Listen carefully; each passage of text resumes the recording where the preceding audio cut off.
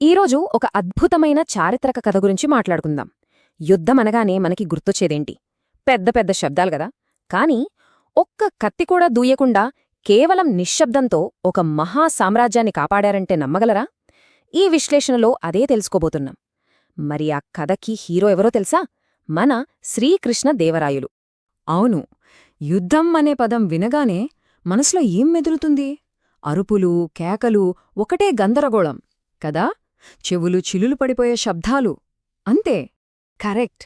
కత్తుల మోతలు, ఢంకా బజాయింపులు, గాయపడిన వాళ్ల అరుపులు, అంతా రక్తపాతం. అవును, యుద్ధమంటే మనందరి మనసుల్లో ఇదే కదా ఫిక్స్ అయిపోయింది. కాని అదేంటో తెలుసా? చరిత్రలో ఒక మహాసామ్రాజ్యం ఇలాంటి శబ్దాలతో కాదు, పూర్తి నిశ్శబ్దంతో, అవును, సైలెన్స్తో కాపాడబడింది. వినడానికే ఆశ్చర్యంగా ఉంది కదూ. ఆ ఒక్క రాత్రిలో ఏం జరిగిందో తెలుసుకుందాం. సరే, ఇంకా ఆ అద్భుతమైన కథలోకి వెళ్ళిపోదాం. మన మొదటి భాగం, నిశ్శబ్ద యుద్ధం. మరి ఈ నమ్మశక్యం కాని విజయానికి కారణం ఎవరు? సూత్రధారి ఎవరు? ఇంకెవరు? విజయనగర సామ్రాజ్యాధినేత శ్రీకృష్ణదేవరాయలు. ఆయన కేవలం పరాక్రమవంతుడే కాదు, ఆయన తెలివి, ఆయన మేధస్సు, అదే ఈ కథకు ప్రాణం. ఓకే, ఇక రెండవ భాగానికొద్దాం. అర్ధరాత్రి కుట్ర. చూడండి, ఏ గొప్ప కథకైనా ఒక పెద్ద ప్రమాదం ఉండాలి కదా. ఈ కథలో ఆ ప్రమాదం ఒక అర్ధరాత్రి కుట్ర రూపంలో విజయనగరం మీదకు రాని వచ్చింది. శత్రువుల ప్లాన్ చాలా సింపుల్, కాని భయంకరమైనది. వాళ్లు ఏమనుకున్నారంటే, ఉత్తరాన ఉన్న బహమనీ సుల్తాన్లు సడన్గా అటాక్ చెయ్యాలి. ఇప్పుడు అర్ధరాత్రి, అందరూ గాఢనిద్రలో ఉన్నప్పుడు. తెల్లారేసరికి మొత్తం విజయనగర సామ్రాజ్యం వాళ్ల చేతుల్లో ఉండాలి. ఇది వాళ్ల పక్కా ప్లాన్. సరిగ్గా అప్పుడే ఈ కుట్ర గురించి ఒక సీక్రెట్ ఇన్ఫర్మేషన్ రాయలవారికి చేరింది. అది వినగానే ఇంకేముంది, మంత్రిమండలి మొత్తం భయంతో గజగజ వణికిపోయింది. ఎందుకంటే సైన్యాన్ని రెడీ చేయడానికి అస్సలు టైమే లేదు. ఇప్పుడు యుద్ధం జరిగితే భారీ నష్టం, ఓటమి ఖాయమని అందరూ డిసైడైపోయారు.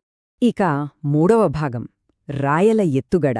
చూడండి, అందరూ అలా భయంతో వణికిపోతుంటే రాయలు మాత్రం ప్రశాంతంగా ఒక చిన్న నవ్వుతో ఉన్నారు. ఎందుకంటే ఇక్కడే అసలు కథ మొదలవుతుంది. అదే రాయలవారి మైండ్ గేమ్. ఆయన కాన్ఫిడెన్స్ చూడండి ఒక్కసారి. భయపడుతున్న మంత్రుల వైపు చూసి నవ్వి చాలా ప్రశాంతంగా ఇలా అన్నారట: ఈ రాత్రి యుద్ధానికి మనకు సైన్యం అక్కర్లేదు, ఒక్క ఆలోచన చాలు. అదండి సంగతి.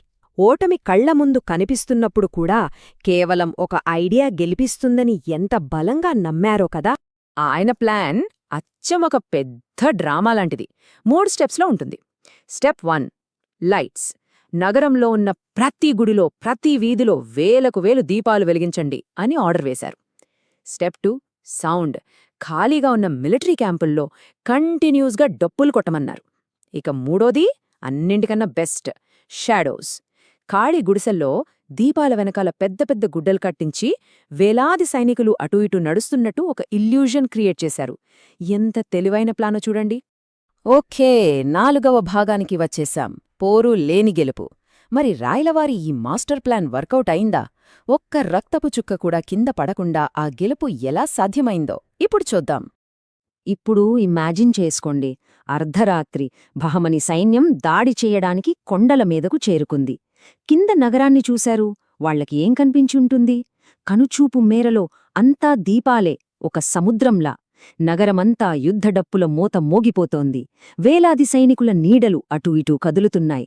వాళ్లకు కనిపించింది నిద్రపోతున్న నగరం కాదు, యుద్ధానికి రెడీగా ఉన్న ఒక మహాసైన్యం. ఇక్కడే ఉంది అస్సల్ మ్యాజిక్. రాయలవారి బ్రెయిన్ ఎంత షాప్ అనేది ఇక్కడ తెలుస్తుంది. చూడండి, శత్రువులు చూసింది ఒక భ్రమ. వాళ్లకొక పెద్ద రెడీగా ఉన్న సైన్యం కనిపించింది. కాని నిజానికి అక్కడున్నవి ఖాళీ క్యాంపులు. వాళ్లకు వేలాది సైనికుల నీడలు కనిపించాయి. కాని అవి జస్ట్ గుడ్డలతో సృష్టించిన మాయ. వాళ్లకు యుద్ధ శబ్దాలు వినిపించాయి, కాని అది కొద్దిమంది వాయిస్తున్న డప్పుల సౌండ్ అంతే. వాళ్ళొక అభేద్యమైన రక్షణ అనుకున్నారు. కాని వాళ్లు చూసింది ప్రశాంతంగా నిద్రపోతున్న ఒక నగరాన్ని. ఇదంతా కేవలం మైండ్తో ఆడిన గేమ్. రిజల్ట్ ఏంటి? శత్రువులు కంప్లీట్గా భయపడిపోయారు. ఇంత రెడీగా, ఇంత స్ట్రాంగ్గా ఉన్న రాజ్యం మీద దాడి చేయడమంటే సూసైడ్ చేసుకోవడమే అని ఫిక్స్ అయ్యారు. అందుకే ఒక్క బాణం కూడా వెయ్యకుండా, ఒక్క కత్తి కూడా తిప్పకుండా వచ్చిన దారినే సైలెంట్గా వెనక్కి వెళ్ళిపోయారు. మరి సైలెంట్ వార్ రిజల్టేంటో తెలుసా? 0, 0.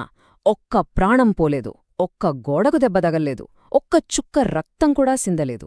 యుద్ధం జరగకుండానే కంప్లీట్ విక్టరీ. సరే, ఇక చివరి భాగానికి వద్దాం. మొదటి ఆయుధం. ఈ అద్భుతమైన కథ నుండి మనం నేర్చుకోవాల్సిన లెసనేంటి? ఇది కేవలం ఒక రాజుకథ మాత్రమే కాదు. అసలు ఆయుధాల గురించి మన ఆలోచనా విధానాన్నే మార్చేసే ఒక గొప్ప పాఠమిది. తెల్లారాక సభలో కృష్ణదేవరాయలు చాలా గర్వంగా ఈ మాటలు చెప్పారట. ఖడ్గమనేది లాస్ట్ వెపన్, మైండ్ అనేది ఫస్ట్ వెపన్. వావ్! ఈ ఒక్క వాక్యంలో ఎంత డెప్త్ ఉందో ఆలోచించండి. సో దీని సారాంశమేంటి? సింపుల్.